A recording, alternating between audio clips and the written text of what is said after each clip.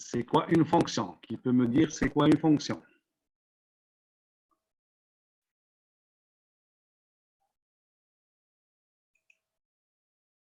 Vous avez oublié? Nous allons voir les fonctions. Une fonction, c'est un sous-programme. Voilà, exactement. Donc, on avait vu, si vous vous rappelez, en algorithme, on avait vu deux choses. On avait vu les fonctions et les procédures. OK? Alors, on va voir maintenant, aujourd'hui, comment on va utiliser les fonctions ou les procédures. Alors, une procédure, en fait, c'est une fonction, mais qui ne retourne rien du tout. Comment les fonctions fonctionnent-ils? Nous allons avoir un fichier principal. C'est bon? Et à partir de ce fichier, on va appeler des fonctions.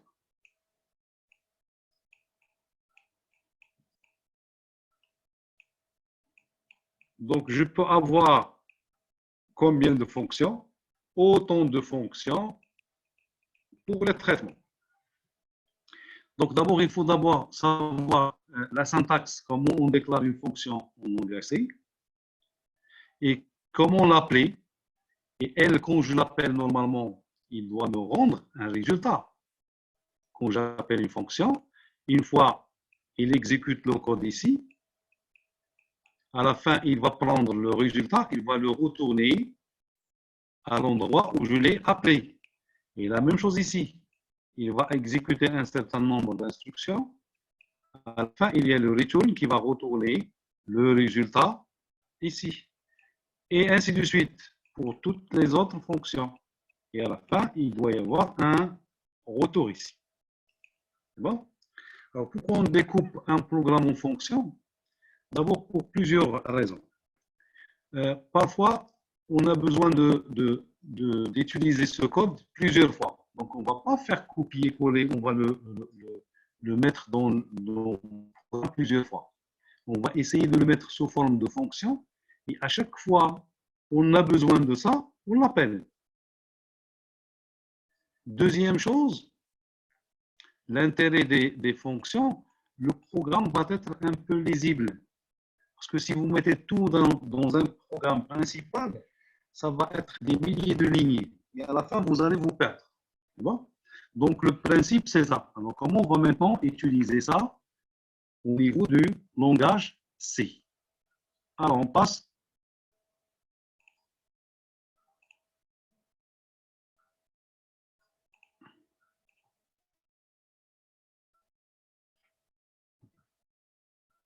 Voilà. Alors, pour les fonctions, donc, on a dit que c'est un problème qui conduit à des programmes longs. C'est ce que je viens de vous expliquer. Difficile à écrire et à comprendre. On les découpe en des parties appelées ce programme au module. Donc, c'est ce qu'on appelle les fonctions. Alors, les modules sont des groupes d'instructions qui fournissent une solution à des parties bien définies dans un problème bien sûr plus complexe. Ils permettent aussi de factoriser les programmes, ça veut dire mettre en commun les parties qui se répètent, permettent une structuration et une meilleure lisibilité des programmes et facilitent la maintenance du code. C'est bon? Alors, il nous reste maintenant comment on va les utiliser en langage C.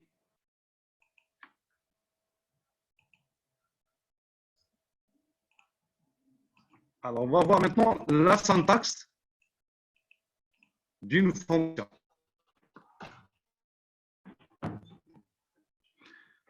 Alors, on définit une fonction en dehors de la...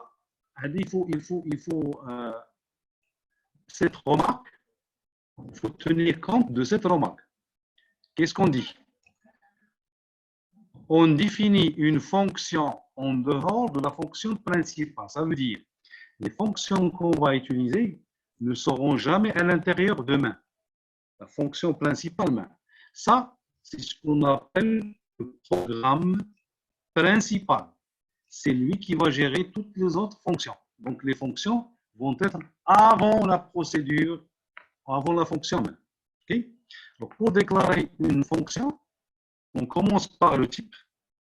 Et bien sûr, le type, est-ce que c'est un int, un float, un double, etc. Je lui donne un nom. Et bien sûr, le nom de la fonction, c'est exactement que le nom d'une variable. Il n'y a pas d'espace. On ne commence jamais par un chiffre. Donc, il y a les mêmes choses qu'on a dit pour la variable sont aussi utilisables pour les fonctions. Et là, vous avez les paramètres formels, ce qu'on appelle les arguments.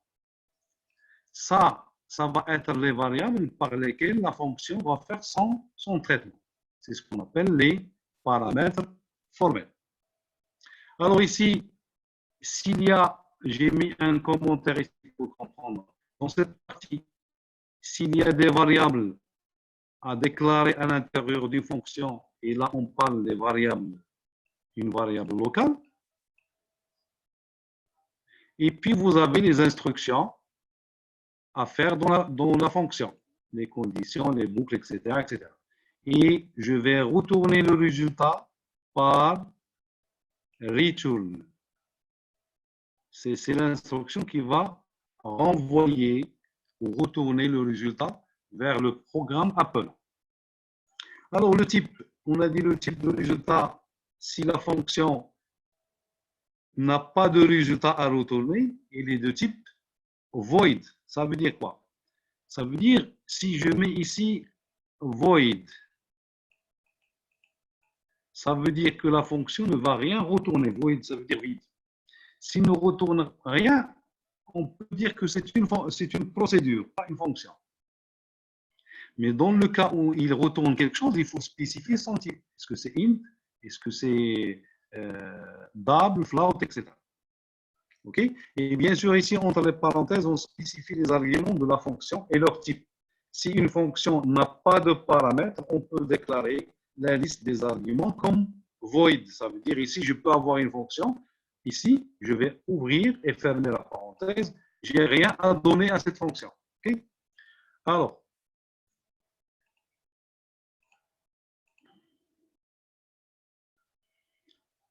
et pour retourner le résultat, on a besoin de la commande return.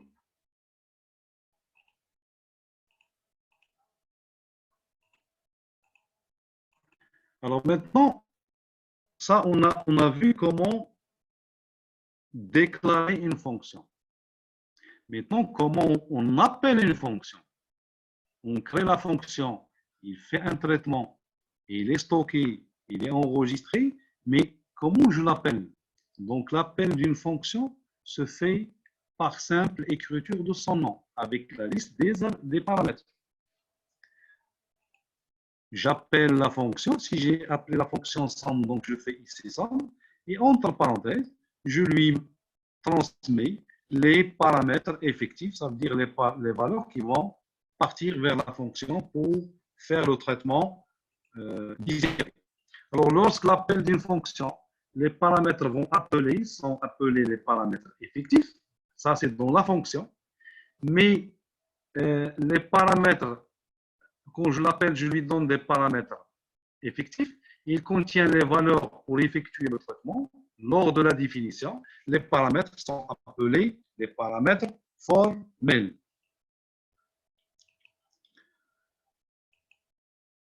Alors, on a déjà parlé sur les variables, une variable locale et une variable globale. Mais comment on va les définir maintenant? Okay? Donc, on peut utiliser deux types de variables dans un programme C. Alors, vous avez les variables locales et globales. Donc, quelle est la différence? Une variable locale, c'est une variable qui est déclarée à l'intérieur d'une procédure.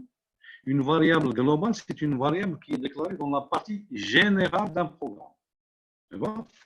Et c'est ce qu'on appelle leur portée. Ça veut dire est-ce qu'ils sont visibles, quand je dis la portée d'une variable, est-ce qu'il est uniquement, imaginez que j'ai ici une variable, une fonction.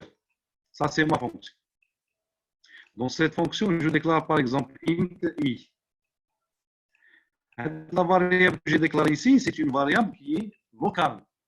Si par exemple, j'utilise ici, je fais par exemple for i égale à quelque chose, ça va me donner une erreur, à part si je la déclare ici. Parce que cette variable, si vous la déclarez à l'intérieur d'une fonction, il est local. Si vous voulez l'utiliser ailleurs, il faut le déclarer global. Okay? C'est ce qu'on appelle la portée d'une variable.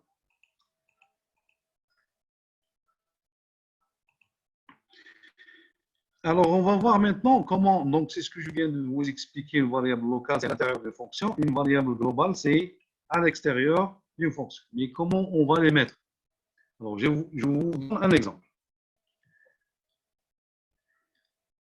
Maintenant, si je déclare des variables, je parle du langage, c'est bien sûr. Si je déclare, vous avez ici, par exemple, la fonction int_main. Par exemple, celle-là. Regardez. Si je déclare les variables avant int_main, ce sont des variables globales. Mais si vous déclarez, comme on a déjà vu jusqu'à présent, on utilisait toujours des variables locales parce qu'on déclare à l'intérieur de la fonction main, on déclare par exemple les variables. Donc tout ce que je déclare à l'intérieur de int_main ou tout ce que je déclare à l'intérieur d'une fonction, ce sont des variables locales. Mais si vous déclarez les variables avant int_main, j'insiste bien, avant int_main, on parle d'une variable globale, c'est-à-dire le x, je peux l'utiliser dans cette fonction et je peux l'utiliser dans une autre fonction et je peux l'utiliser dans une autre fonction sans le déclarer encore une fois parce qu'il est déclaré de façon globale. Et la même chose pour le y. Si je ne le mets pas ici, ça ne va pas marcher maintenant. Donc, il faut le déclarer ici, il faut le déclarer ici, il faut le déclarer ici. Alors, je continue.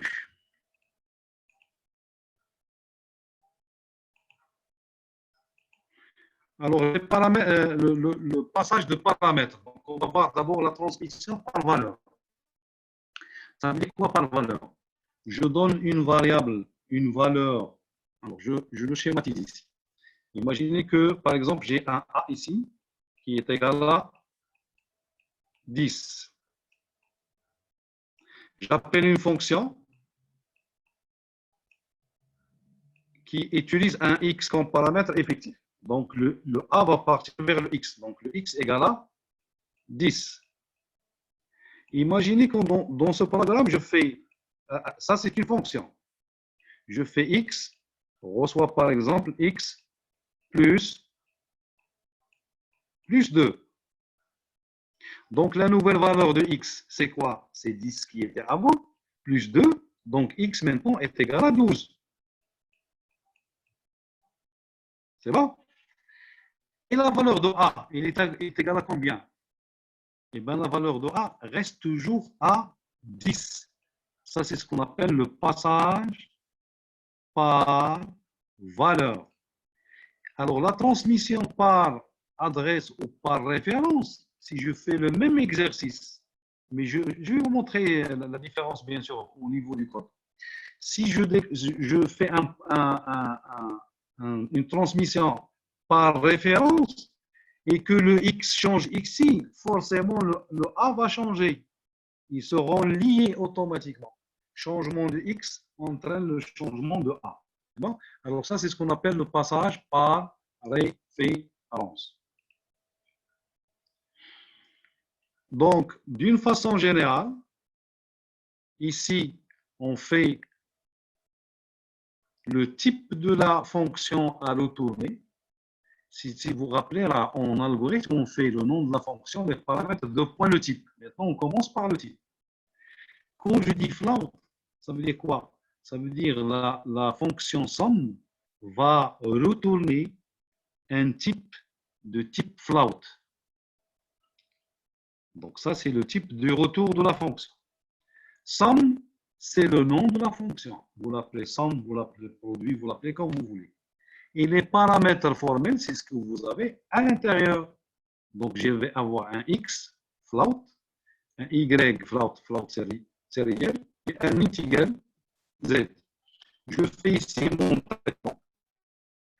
Et quand je fais return le résultat, c'est ce qu'on appelle la valeur renvoyée. Ça, normalement, vous devez l'avoir ici. Le résultat, si vous dites que c'est une variable, le résultat doit avoir ici égal dans le traitement, égal à ce que vous avez calculé. Et quand je fais return, donc ça va retourner le résultat dans le programme appelant.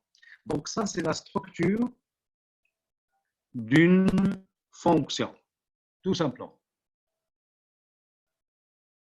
Alors, est-ce qu'il y a une question avant que je continue? Est-ce que vous avez une question?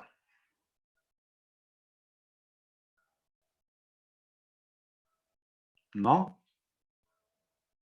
Est-ce que vous m'entendez d'abord? Oui, Oui, monsieur. monsieur. Ok, c'est bon, c'est bon. Alors, donc, si vous n'avez pas de questions, on continue. Donc, le principe, c'est ça, c'est très simple. Je déclare le type, je déclare le nom de la variable, de la fonction, les paramètres formels, je fais mon traitement et je retourne, donc je retourne un résultat qui va être, bien sûr, qui va partir vers le programme Apple.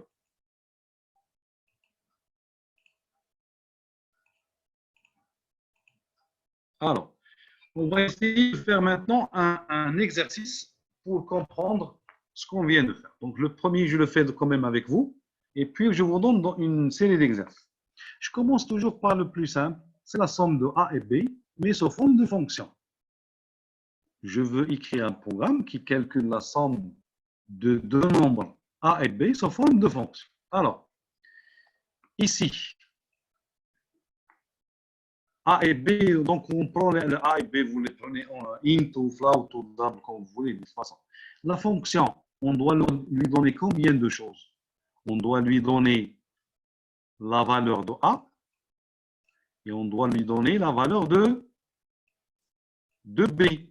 Donc, la fonction qu'on va déclarer ici, qui s'appelle par exemple somme, forcément ici contient deux paramètres. Le x va contenir le A et le y va contenir le B. Si vous déclarez A et B int, vous êtes obligé de faire ici le int pour le x et le int pour le y. C'est bon? Alors, je vous explique. Alors, je vous affiche le programme et je l'explique d'abord et puis on va le faire ensemble. Donc, vous voyez qu'après le int, include st2.h, je ne fais pas le int main. Ah, est-ce que j'avais dit tout à l'heure? Si vous voulez utiliser les fonctions, ils doivent être avant int main, avant le programme principal. Si vous avez une autre, il faut l'insérer ici, une autre, mais ce bloc de int main, ça va être le dernier code dans votre programme. Alors ici, j'ai déclaré donc float réel, une fonction qui s'appelle sum. Voilà, je la schématise, c'est la fonction sum, avec deux paramètres, x et y, et les deux, ils sont de type float, et je déclare s ici, qui va faire la somme. Ça, c'est une déclaration de quel type? Réel. Mais comment cette déclaration? Il peut me répondre. Local. Local, exactement. Donc ça, c'est une déclaration locale parce qu'on la déclare à l'intérieur de la fonction. OK? Donc, je fais la somme S égale à X plus Y. Et qu'est-ce que je fais? Je fais return le S que j'avais dit tout à l'heure, le résultat. Donc, pour moi, le résultat, c'est S. Donc, il va retourner le S. C'est bon? Je ferme et vous voyez que pour chaque procédure, il y a une ouverture de bloc, il y a une fermeture de bloc tout le temps. C'est bon? Et ne mettez jamais de point-virgule à la fin de la fonction. Ici, jamais de point-virgule. Donc, je commence mon int main. Je déclare trois variables, A, B, R. R, ça veut être le résultat. A, B. Donc, je saisis, j'affiche le message valeur de A. Je fais scanf slash pourcentage F. Pourquoi pourcentage F? Parce que vous avez ça. Pourquoi le F? Parce qu'on a déclaré float, virgule et l'adresse de la valeur A. J'affiche le message de B et je saisis la valeur de B. Et là, qu'est-ce que je fais? J'appelle une fonction qui s'appelle sum. Cette fonction n'est autre que celle-là. Donc, il va prendre ici, il va partir, hop, il va venir ici. C'est bon? Et quand il vient là, eh ben, ce qu'il va faire ensuite, il va donner la valeur et A va partir vers le X et la valeur de B va partir vers le Y. Donc, d'une autre façon, comme si vous dites maintenant X égale à A et Y égale à A. OK? Donc, quand je lui donne ces valeurs, imaginez que je donne une valeur à A, au moment de la saisie, je donne 10. Donc, le 10, elle est là. Et pour B, par exemple, je donne 20. Donc, maintenant, X égale à 10 et Y égale à 20. Quand il va faire la somme, il va faire 10 plus 20, ça fait 30, qu'il va mettre dans le S. Et qu'est-ce qu'il va faire? Il va retourner le S. Bien sûr, le S, c'est 30. Qu'est-ce qu'il va faire? Il va prendre le return, il va l'amener à l'endroit ici. Et ici, qu'est-ce qu'il trouve? Il trouve que le R égale à le résultat. Donc, en fait, c'est le R maintenant, exactement comme le S. C'est la même valeur. Et quand je fais ici maintenant print somme de A et B, virgule R, et bien vous voyez que le R maintenant, ici, c'est ce que j'avais ici, au niveau du résultat. Et bien sûr, le R, on l'a obtenu à partir de quoi? On l'a obtenu à partir de return. Ça veut dire du S. C'est ça le principe de fonctionnement. Je te donne quelque chose, tu fais un traitement, tu me rends un résultat. Ou plusieurs résultats. OK? Alors, est-ce que vous avez une question? Avez-vous une question? Est-ce qu'il y a un courageux qui peut nous poser une question?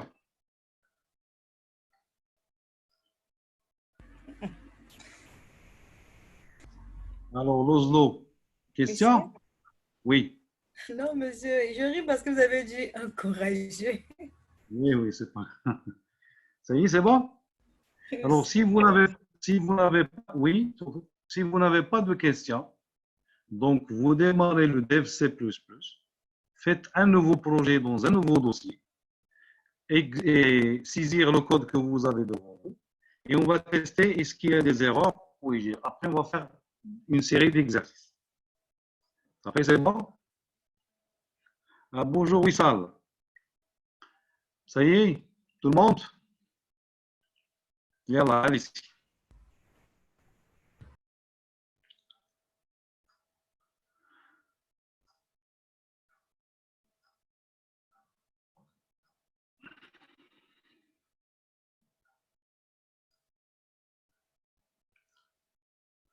Où est passé Dia? Je ne le vois pas souvent.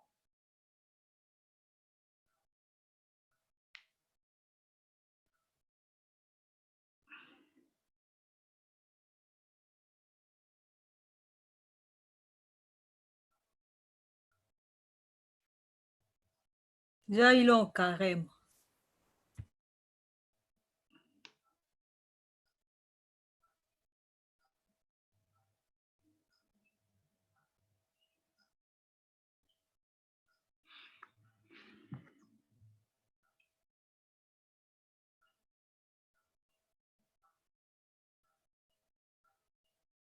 Alors, si vous terminez, faites-moi signe, comme ça je sais que vous avez terminé pour passer à autre chose. Donc, ça, c'est le principe de fonctionnement. Ici, j'ai utilisé une seule fonction.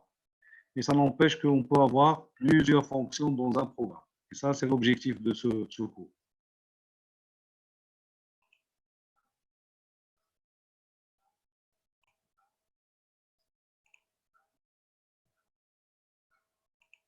Ok, oui, ça, c'est bon. Alors, vous voyez, donc, le principe, c'est simple, c'est pas... Ok, soit, c'est bon. Donc, j'appelle une fonction, je lui donne des valeurs, il fait un traitement, il me retourne un résultat. C'est le même principe tout le temps. L'appel de fonction se Monsieur, passe par... pourquoi avec une A majuscule? Pardon? Oui, Souhaïb. Quelle est la question?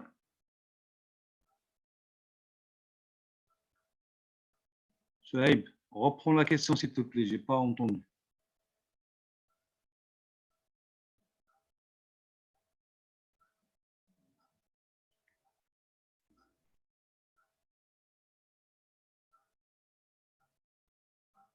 Souhaïb, est-ce que quelqu'un a écouté la question? Parce que moi, je n'ai pas... Monsieur, il Oui, demande pourquoi vous avez mis le A majuscule. quel A? Là où, Celui-là? quand vous avez écrit oui, oui, là. Non, écoutez, euh, regardez, ici, quand vous faites, je l'avais dit au cours, quand je fais les côtés ici et je fais les côtés ici, ici, j'ai le droit de l'écrire même en japonais, si vous êtes capable de l'écrire en japonais.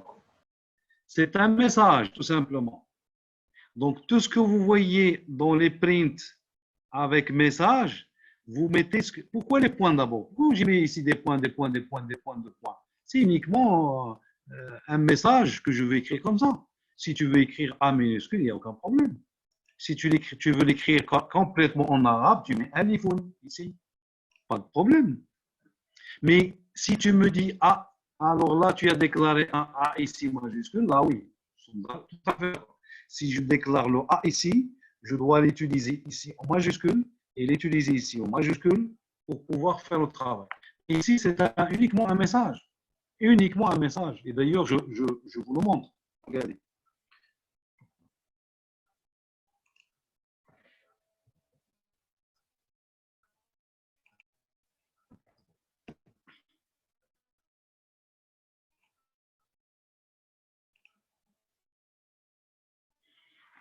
Ok, oui, j'ai compris, Sohaib. Je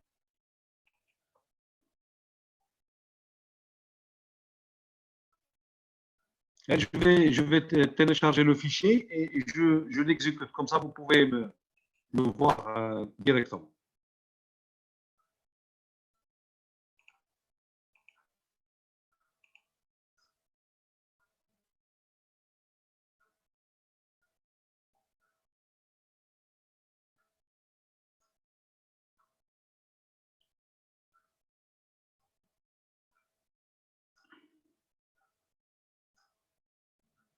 Je prends n'importe quel, c'est pas la peine de prendre. Je prends n'importe lequel.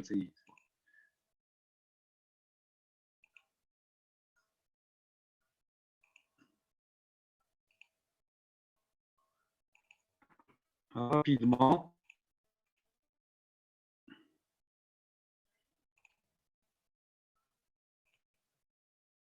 Ok.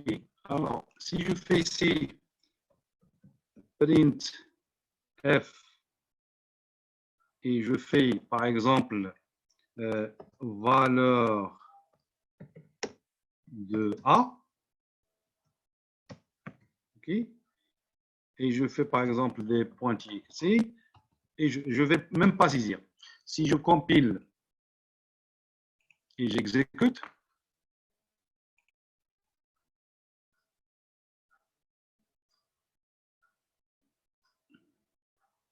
tu vois, Souhaib, ici, il m'affiche même l'erreur que j'ai mis ici.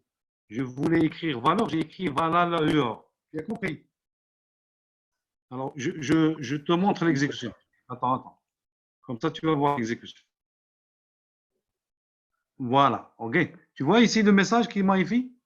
Ça, c'est le message de quoi? C'est le message que j'avais mis ici. Lui, il ne m'a même pas corrigé, qu'il m'a dit que c'est valeur, on écrit valeur comme ça. Non, pas du tout. Eh bien, tu écris ici valeur de A, bonjour, comment allez-vous? Je suis à la maison, j'ai faim, peu importe. Quand tu vas compiler et exécuter, eh bien, il va te donner.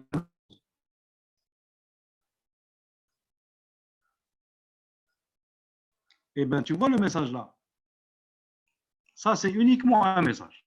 Qu'on soit d'accord là-dessus. Ça y est, c'est bon? Oui, Alors,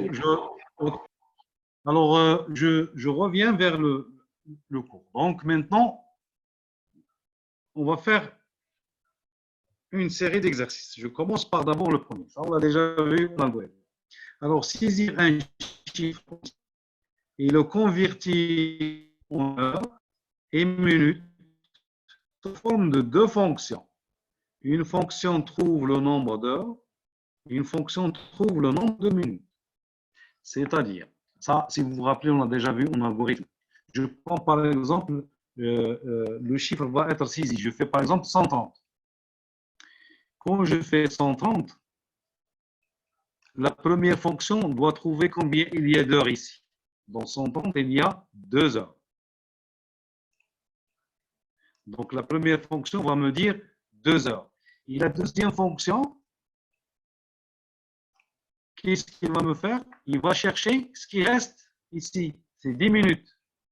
Et donc, le résultat, ça va être 2 heures et 10 minutes. Si je fais par exemple 60, ça va m'afficher 1 heure, 0 minutes. Et si vous faites 333, ben calculez. Donc, c'est ce que je veux. Saisir un chiffre, la première fonction va le convertir en heure et la deuxième va le convertir en minutes. Et à la fin, je vais avoir combien d'heures et combien de minutes. Est-ce que d'abord, vous avez compris l'exercice?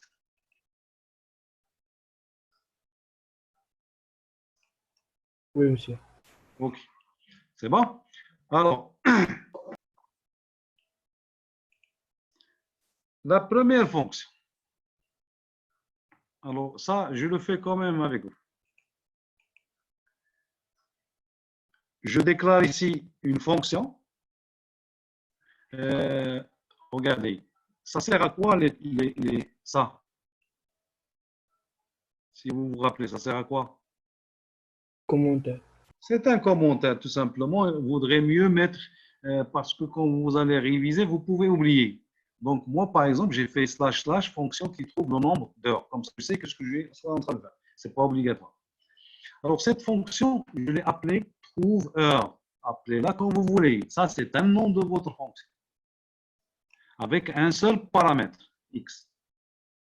Je déclare ici h.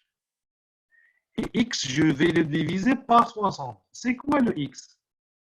Le x, c'est ce que l'utilisateur va saisir. Par exemple, imaginez tout à l'heure, j'ai saisi 130. Donc, il va partir vers le x. Qu'est-ce qu'il va faire? Puisque le h, il est int, il n'y a pas de virgule. Il va diviser 130 par 60. Ça donne 2. Il ne va pas faire de virgule 4 parce que vous le déclarez entier. Et un entier ne contient jamais de virgule. Donc, qu'est-ce qu'il va trouver dans H? Il va trouver 2. Donc, moi, ici, j'ai 2 heures. Si vous tapez ici, par exemple, c'est pas un autre chiffre. Je fais, par exemple, 430. Il va diviser par 60 pour trouver le nombre d'heures. Parce que dans une heure, il y a 60 minutes. Il va trouver le nombre d'heures. Et qu'est-ce qu'il va faire? Il va me retourner le H. Donc, maintenant, j'ai les heures. Mais est-ce que dans 130, il y a 2 heures? Oui, il y a 2 heures, mais il y a quand même 10 minutes. Donc, il nous faut la deuxième fonction qui fait ce traitement.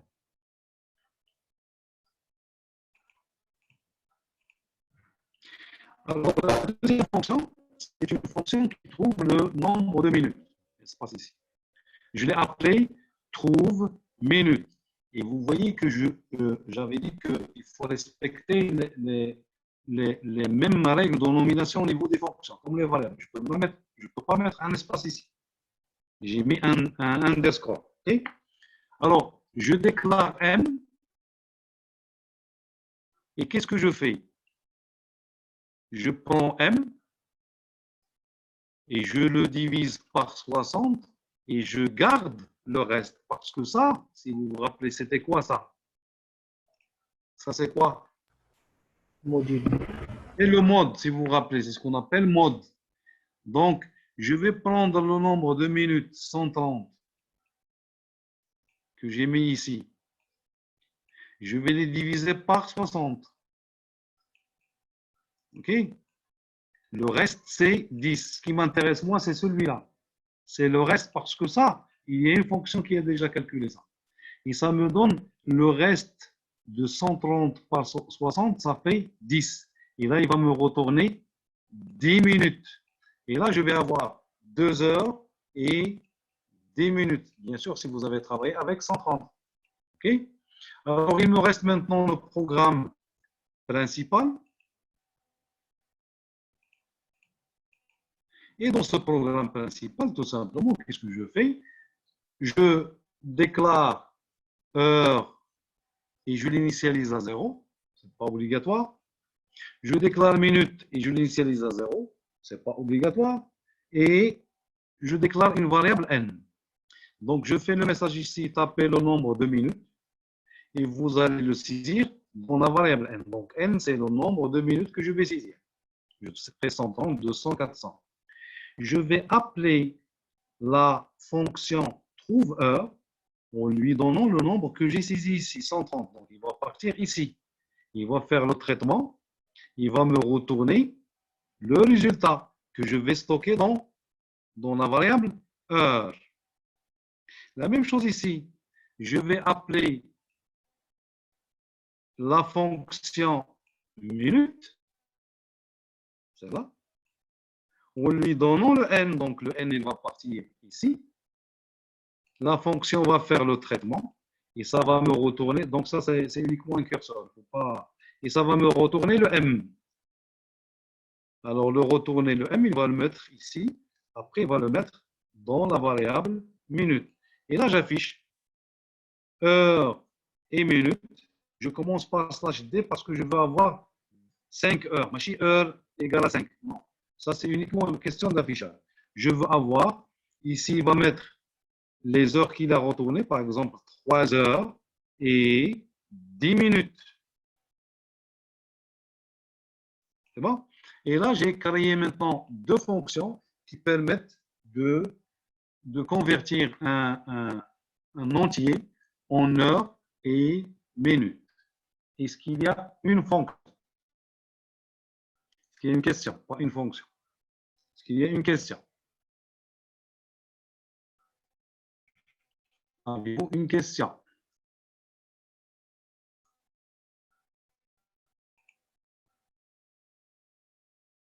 Est-ce qu'il y a une question? Non?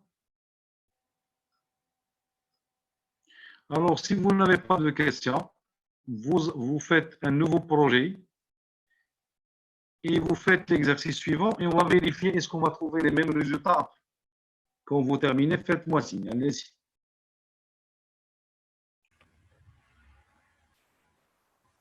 Alors, Khadija, ça y est, c'est bon? Khadija, c'est bon? C'est 28 heures, monsieur, 35 minutes. Khadija, c'est bon, ça y est?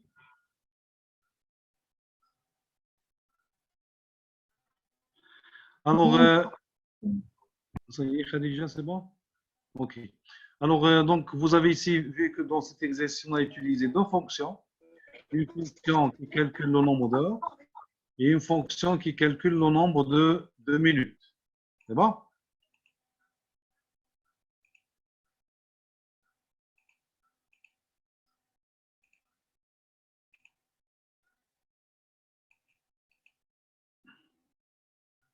Alors, je continue.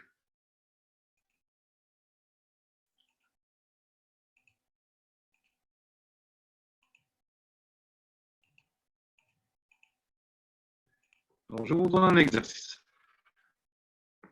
Ça, ce sont des exercices qu'on a déjà vus en algorithme. Mais quand même, maintenant, je ne donne pas la réponse, je vous donne le temps de réfléchir. Alors, j'explique. Donc, on veut calculer le salaire net de la façon suivante. Vous avez le salaire brut égal à le nombre d'heures multiplié par le taux horaire.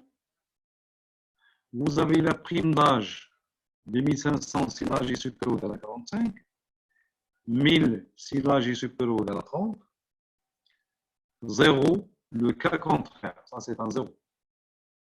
Alors la prime de note égale à 1700 si la note est supérieure ou égale à 17, sinon c'est 600. Alors écrire la fonction qui calcule le salaire. Donc, je vais quand même vous aider sur quelques petites modifications. Alors, quelles sont d'abord les variables à saisir? Ça veut dire quelles sont les variables que je vais donner à la fonction. Pour savoir quelles sont les variables que je vais envoyer à la fonction, ce sont les variables que je vais saisir dans cet exercice, bien sûr. Alors, qu'est-ce que je vais saisir dans cet exercice? Le taux horaire et l'âge. Je fais le nombre d'heures. Ce que j'encadre en jaune, c'est les données qui vont partir vers la fonction. Nombre d'heures, le taux horaire,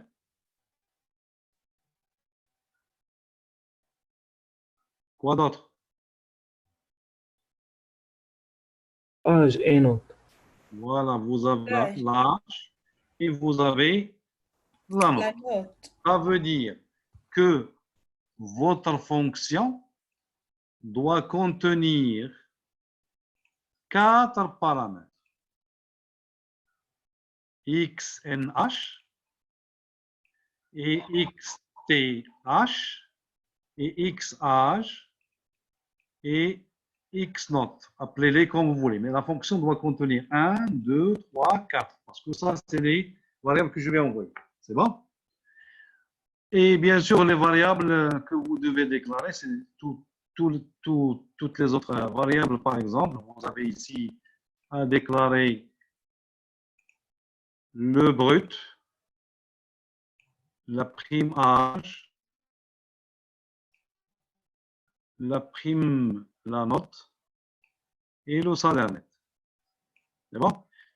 Donc, tout ce que vous voyez devant vous, ce sont des variables. Alors, ce que vous voyez encadré en jaune, ce sont les paramètres que je vais envoyer à la fonction. Alors, je vous donne 10 minutes. Allez-y. Je vais arrêter l'enregistrement pour l'instant.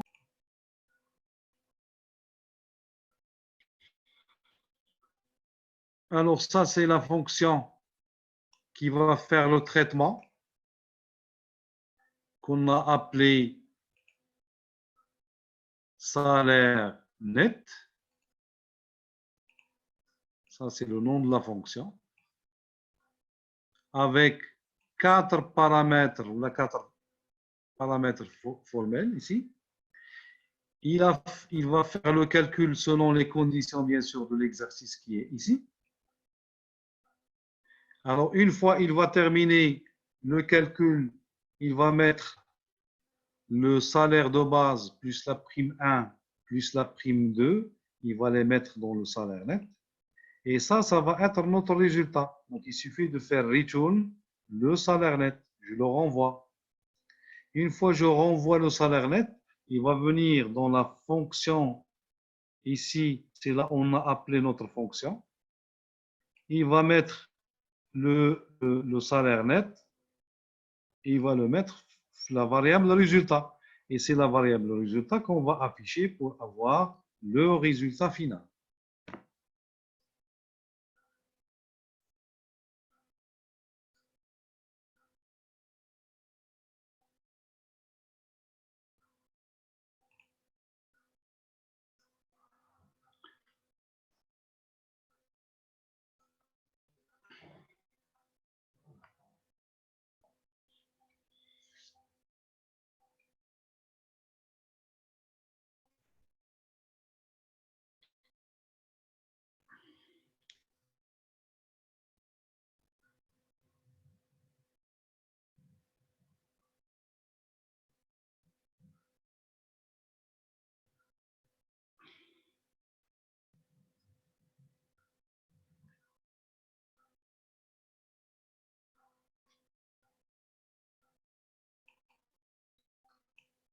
Alors, essayez de vérifier les informations. Alors, nombre d'heures, vous allez mettre par exemple 30 heures. Le taux horaire, essayez de faire par exemple 200. L'âge, mettez par exemple 45. Et la note, mettez 18 par exemple. Les gens qui ont terminé, et vérifiez. Est-ce que vous trouvez, est-ce qu'on va trouver la même chose ou non? Alors, les gens qui ont terminé, vérifiez avec ces valeurs que vous avez là. Le nombre d'heures, c'est 30. Le taux, c'est 200. L'âge, 45. Et la note, c'est 18.